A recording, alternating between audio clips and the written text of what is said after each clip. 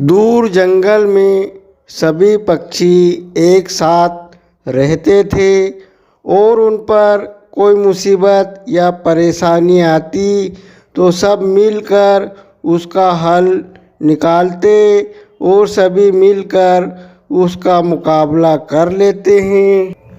उन पक्षियों का जीवन अच्छे से चल रहा था कि एक दिन अचानक आसमान से एक चील आती है और पक्षियों को उनके सामने उठाकर ले जाती।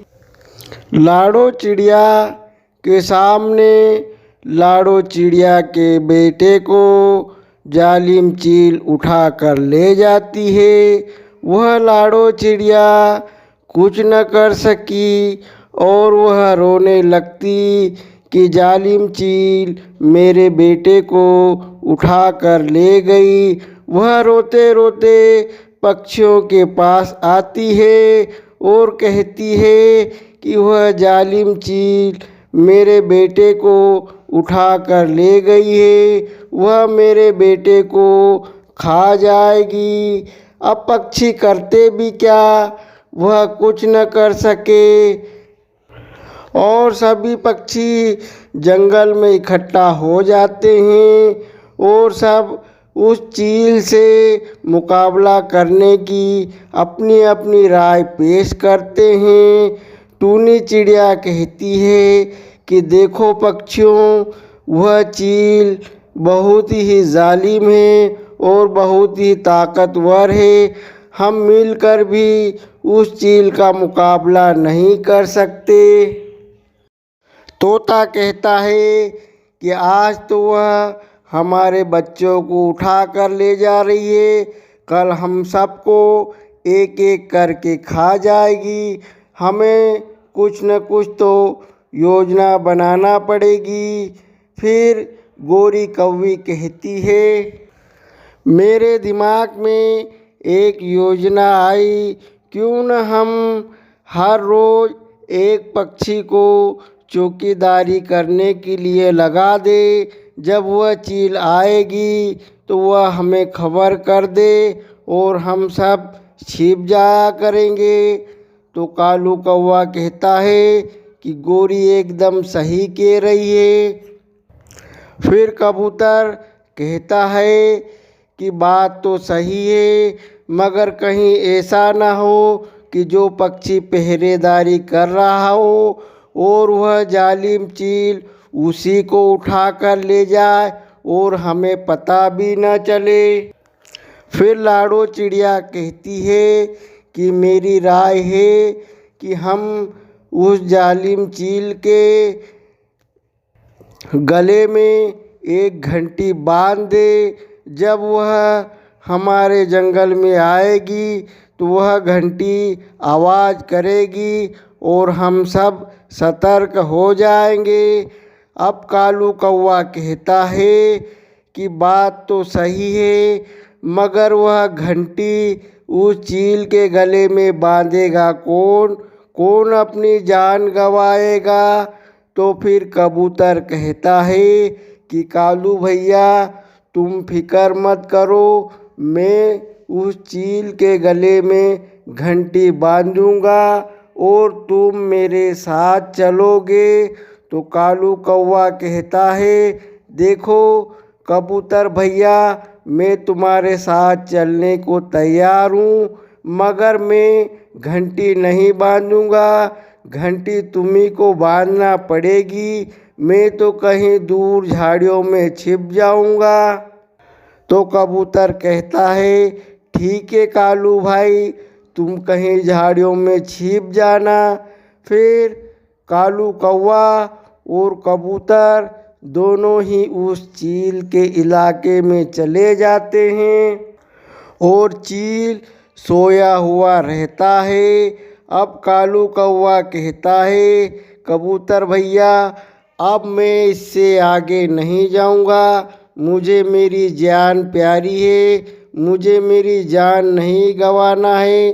तो कबूतर कहता है, ठीक है कालू भैया, तुम यहीं छिप जाओ, और मैं घंटी लेकर जाता हूँ।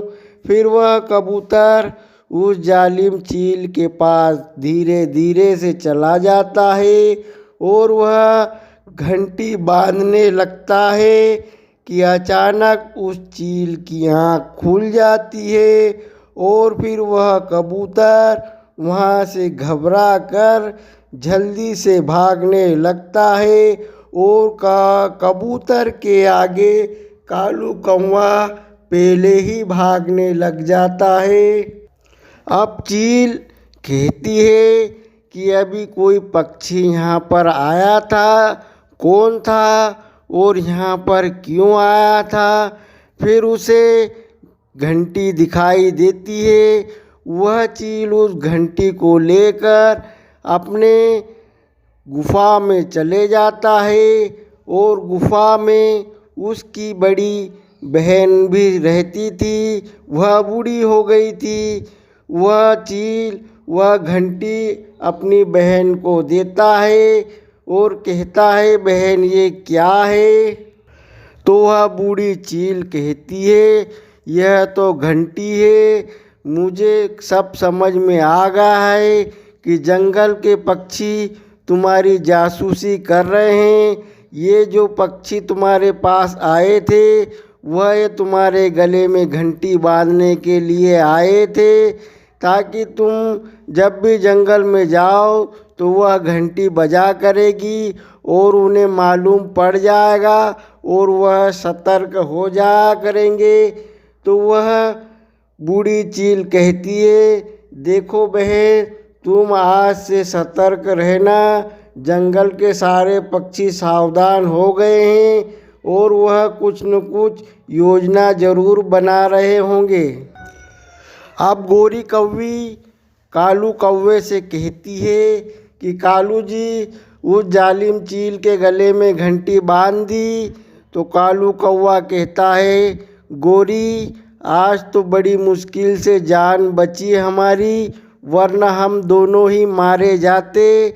जब कबूतर घंटी बांध रहा था तो उस जालिम की नींद खुल जाती है और हम वहाँ से तुरंत भाग कर आ गए, वरना वह जालिम चील हमें वहीं पर दबोच लेती। फिर दूसरे दिन सभी पक्षी जंगल में जमा हो जाते हैं और उस चील से निपटने का उपाय खोजते हैं। फिर वह एक पक्षी को रोज़ाना चौकीदारी के लिए बिठा दिया करते थे। जब चील आती तो वह सबको खबर कर देता और सब छिप जाया करते थे। एक दिन की बात है कि कालू कौवा पहरेदारी कर रहा था और आसमान से चील आ जाती है। वह कालू कौवा सबको अपनी आवाज़ के ज़रिए से संकेत दे देता है कि जालिम चील आ गई। फिर सभी झाड़ियों में छिप जाते हैं और कालू कौवा भी झाड़ियों में छिप जाता है। अब चील जंगल में आती है।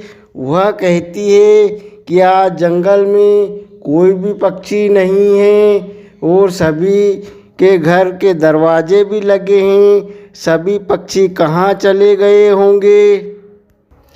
फिर वह चील वापस अपने जंगल में लौट जाती है और उस चील की बड़ी बहन कहती है कि क्या बात है, आज तुम कुछ शिकार नहीं लाई। तो वह जालिम चील कहती है कि आज पक्षी जंगल में कोई ही नहीं मिले और मुझे भोजन भी नहीं मिला, आज हमें भूखा ही रहना पड़ेगा। तो वह बूढ़ी चील कहती है कि उन पक्षियों ने योजना बना ली है और तुम्हारा ध्यान रख रहे हैं। जब तुम जंगल में जाते हैं तो वह कहीं न कहीं छुप जाते हैं। अब कुछ दिनों तक ऐसा ही चलता रहता है। फिर पक्षी जंगल में सभी जमा हो जाते हैं और कहते हैं, टूनी चिड़िया कहती है कि ऐसे में तो बहुत रिस्की काम है, हमें इसके लिए कोई दूसरी योजना बनाना चाहिए ताकि वह जालिम चील मर जाए। तो फिर वह गोरी कौवी कहती है कि मेरे दिमाग में एक आइडिया आया है, क्यों न हम जंगल में एक शीशा रख दें। जब वह जालिम चील आएगी और उस शीशे के अंदर देखेगी तो उस शीशे में उसे उसकी परछाई दिखाई देगी और वह उस परछाई को अपनी चोंच से मारेगी और जैसे ही वह मारेगी वह खुद ही मर जाएगी। फिर वह सभी पक्षी ऐसा ही करते हैं, जंगल में एक शीशा लगा देते हैं और सभी पक्षी छिप जाते हैं। अब आसमान से वही जालिम चील आ जाती है और उसे एक भी पक्षी दिखाई नहीं देता है। फिर उसे वह आईने के पास से गुजरती है तो उस आईने में उसकी परछाई दिखती है। अब वह चील कहती है, पहले तो मुझे भोजन नहीं मिल रहा है और यह मेरे जंगल में, मेरे इलाके में ये कौन सी चील आ गई है। पहले मैं इसी से निपटती हूँ, फिर बाद में अपने शिकार देखूंगी। फिर वह जालिम चील दूर से ही बड़ी तेज रफ्तार से उस शीशे की तरफ जाती है और शीशे पर चोंच मारती है। वह जैसे ही चोंच मारती है वह उसकी चोंच टूट जाती है और वह वहाँ से नीचे की तरफ फेंका जाती है और वह जालिम चील वहीं पर मर जाती है। दोस्तों, कहानी पसंद आती है तो वीडियो को लाइक ज़रूर करना और चैनल को सब्सक्राइब कर लेना और एक प्यारा सा कमेंट ज़रूर कर देना।